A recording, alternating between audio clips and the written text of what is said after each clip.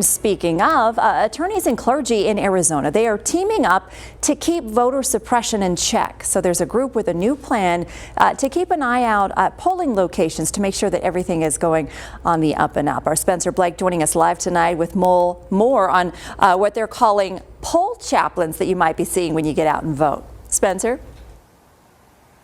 So, Heather, these are kind of watchdogs across 9 different battleground states. The Lawyers and Callers Initiative is organizing men and women of faith to be protectors of the polls.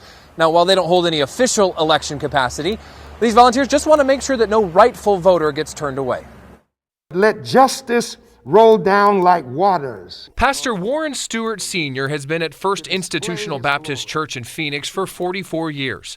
To him, voting is almost a sacred right. Let our people vote free and fair. As part of the National African American Clergy Network, he'll be spending next Tuesday at a polling location as a volunteer poll chaplain. To make sure that we do not allow intimidation or voter suppression when people go to the polls in this election. The nonpartisan group will be focusing on areas with high black and brown populations on November 3rd. If anybody is having difficulty or need assistance or is afraid, we will be there to help them to make sure they are allowed to exercise their right to vote.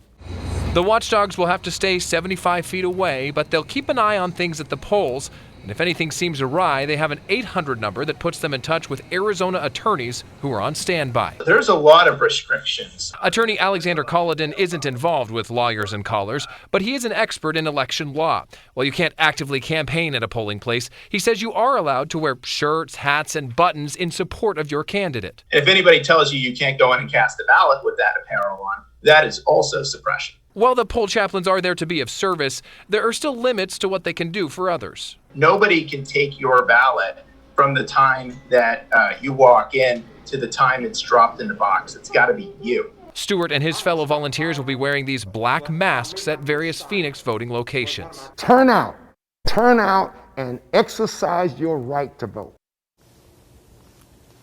So they're going to be at several places in Phoenix, as I mentioned, but also up in Flagstaff and down in Tucson and Sierra Vista as well, where you'll see some of those poll chaplains. Live in Phoenix tonight, I'm Spencer Blake for Arizona's Family.